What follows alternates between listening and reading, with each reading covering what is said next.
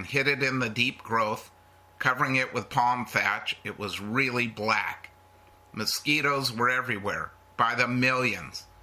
Fred Oppenborn took a blanket apiece, a mosquito net, the only one on the hill, and crashed off through the brush for a quarter mile to a level spot, well hidden from the air and the road, and soon had some palm poles cut to hold the mosquito netting and were trying to sleep. It rained 3 or 4 times that night, but the blankets absorbed most of the water. The mosquitoes could not be absorbed, however, and really took good advantage of their opportunity. We did get to sleep, however, around 10 p.m. and slept spasmodically until 5 a.m. Results of 3 bomb raids the first day. Pan Am Hotel hit by 2 bombs and destroyed by an incendiary bomb. Crew quarters burned down. Gasoline drum storage gone, first bomb.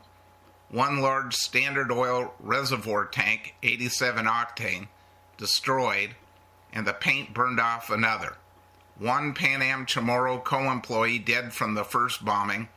5 Pan Am Chamorro co-employees badly injured. Perhaps 2 of these now dead. Only 1 of them has died. Total killed was 2. The office and shop machine gunned. All confidential papers destroyed. All cold stores, supplies, and food removed by unauthorized party or parties. Quarters badly torn up. Bomb craters everywhere. Max Brodowski.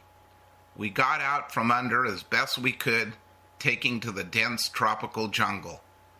Roy Henning.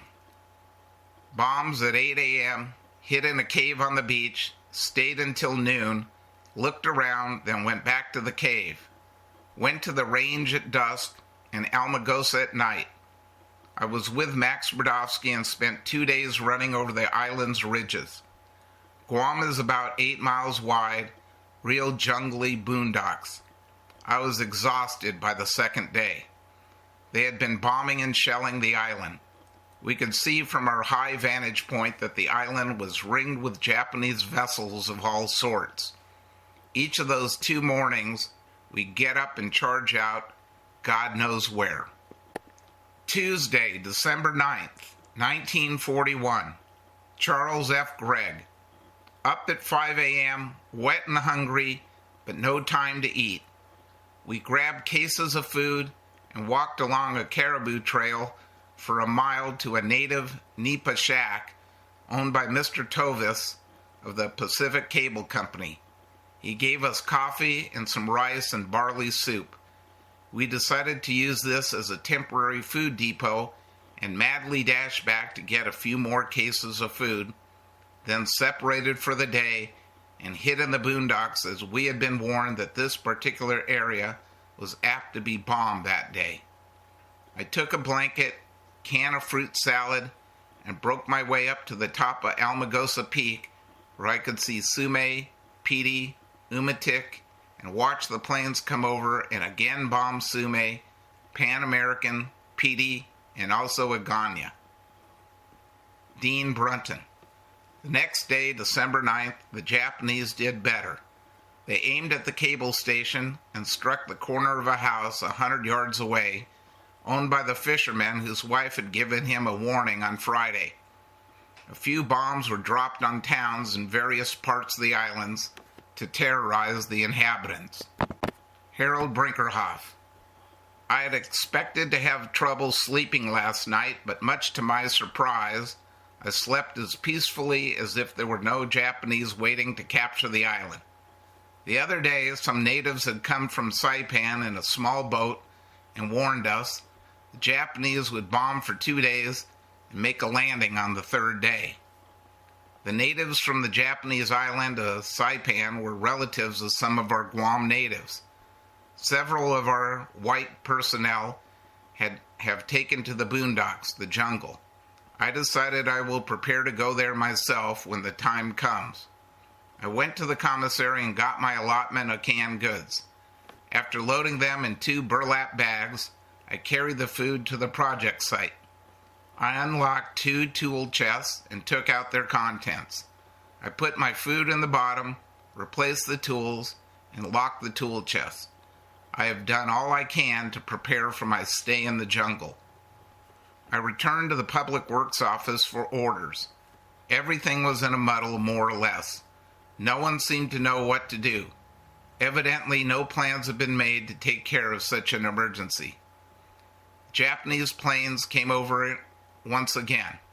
This time they dropped 3 bombs on Aganya. One hit Tweed's house. Another fell in the garden behind the governor's mansion. It had been intended for the radio station. The third just missed the jail and took off the corner of James Underwood's store. It's too bad it did not blow the jail to hell, for all the local Japanese are confined there. I reported to the Public Works officer. He asked if I could handle dynamite. He wanted me to destroy the fuel tanks and supplies of the Pacific Naval Air Base contractors on Cabras Island. I did not think I had handled dynamite sufficiently to undertake the job. Lieutenant Schwartz sent me to a rotate point to run 5 large dump trucks over the cliff when the explosions on Cabras Island began. The destruction of materials and machinery was to begin only when a landing of the Japanese appeared imminent. We did not expect a landing until dawn of tomorrow. Bert Flaherty, Public Works, took me to Sume in a government pickup. On the way, we had to abandon the truck on 2 occasions and take to the bushes. Japanese plane came down and machine gunned the road. Our truck was screened by the bushes, so we failed to hit it. This was on the 2 o'clock raid. We have had 2 raids daily for the past 2 days, one at 8 a.m. and the second at 2 p.m. We arrived at Sume without mishap. I got out of the pickup near what had been the Pan American Airways compound. All that was left of the Pan American Hotel was a heap of corrugated roofing, twisted and torn. One of the Standard Oil gasoline tanks was pierced by shrapnel. Streams of gasoline were burning like blowtorches. Why the tank had not exploded was a mystery to me. All about are bomb craters. They're about 3 feet deep and 6 feet across. Up on the hill, I saw 2 walls of the cable station still standing. Mr. Perry, the operator of the station, was badly wounded, and 2 Marines were slightly wounded. I walked the 2 miles out to the lookout station on Orote Point. Just as I was almost to the lookout, 3 Insular Guardsmen, the native militia, passed me going in the opposite direction.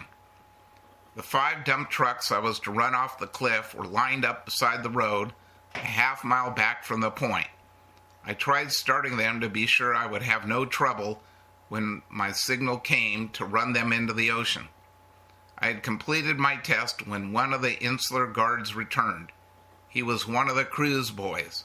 He told me the other 2 were frightened and were going home, but he was not afraid, so he came back. The lookout dugout was equipped with 2 iron cots, a coal oil stove, canned food, rice, and a telephone. These guardsmen had been sent to the point as lookouts and were to telephone the governor's office to report anything unusual. Charles F. Gregg. We came out of the hills and had a bite to eat at 3 p.m. Some wanted to go to our quarters for a bath and collect clothing, so Max Brodowski loaded his car and started out. Prior to his leaving, all of us except George Blackett, who was not with us, he was at another camp due to having a sprained ankle, got together and officially disbanded Pan American Airways. I advised the men that our Pan American organization of Guam, wherein authority was vested in certain individuals, was no longer effective, that henceforth it would be to our mutual advantage to stay together, working and cooperating as a group, but that as our very life would perhaps depend on possible forthcoming decisions, no one person could rightly require another to do something against the latter's wishes or best judgment. In short, each man was to judge for himself what was best for his personal welfare. At the conclusion, I gave each of the fellows $20 and the option of taking more cash if he desired, with the understanding that it might later be charged to his account. No one chose to take additional funds. Fred Oppenborn and I then went with George Blackett at a distant contractor's camp, following which we drove into Sume for more clothes and our last look at the Pan Air quarters and compound. We failed to meet Max Brodowski in Sume, so we got 2 boxes of mosquito nets from the Marine store, and we started back to Almagosa, again driving the winding, narrow mountain road at 20 miles per hour without lights. At the top of the hill, we saw occasional flashes of light off Umatak, and rumor was that a landing of the Japanese was being made. I left Fred and returned to the Marine barracks, taking a message from Lieutenant Dean Morgan for Colonel McNulty. Arrived there at 1:30 a.m. I filled the car with gas and water, went over to the supply building, got new pants, shirt, socks, and shoes, then by moonlight took a shower using the water hose by the gas pump and put on the clothes. Then drove the car across the rifle range into the boondocks, camouflaged it, and reported to Major Spicer. Gave him Lieutenant Dean Morgan's message, and laid down at 2:30 a.m. Harold Brinkerhoff. All during the night of the 8th, the boys had seen flashing lights from various points high on the mountains. They were frightened and would not sleep in the dugout that night, but took to the boondocks. I called the Public Works office and reported I had arrived at Arote Point. Just after dark, the lights began flashing on the hill behind Sume. I picked up the phone to report the flashing lights. The line was dead. At 9 o'clock, we got the scare of our lives. Several eerie shapes slunk out of the deep darkness. It was Joe and Delico with a telephone crew. The office had tried to call me without success, so had sent Joe to investigate. He had found the line cut between Sume and the point. Joe told me there wasn't any new developments, but the office felt the Japs would land during the night or early on the morrow. Soon after Joe and his men left, 2 other insular guards returned. They decided to come back and stay with us. We arranged 2-hour watches, 2 men to the watch. Cruz and I took the first watch. I arranged the watches so Cruz and I would be on duty at dawn. That was when I expected things to start happening. We opened some canned food and had supper.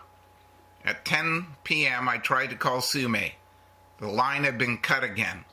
Some of the local Japanese were still at liberty and were doing all they could to disrupt communications on the island.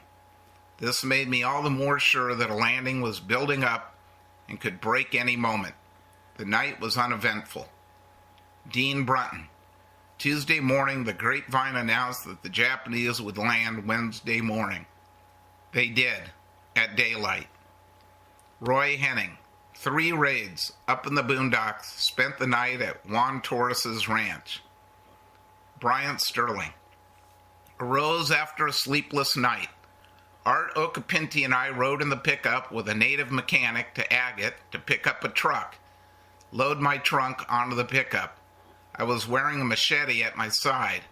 I found a truck. I drove to Frank Borja's house with Art. Art sees his girlfriend near the house. Says she and a bunch of natives had been hiding in a cave near the beach. Japanese planes were flying low overhead. Next, we go back to the camp. It was deserted. We stopped at the main warehouse, picked up a mattress. I looked the tool department over for any tools that we might need. Next, we went back to the old warehouse after some clothes. Had to force back the door with a hammer. We load up with pants, shoes, shirts, and socks. We headed back for Agate, dropped off our baggage at Borja's. My pickup picked up about 80 natives past Agate. 2 guys hailed us. 80 more piled out of the bushes and climbed aboard. I took them to a ranch out on Fenna Road. I went back to the camp for food. Got a big load of staples and canned goods. Headed for Almagosa. picked up natives past Agate. Informed by a Marine Guard at the top of the hill that we can't take truck to Alma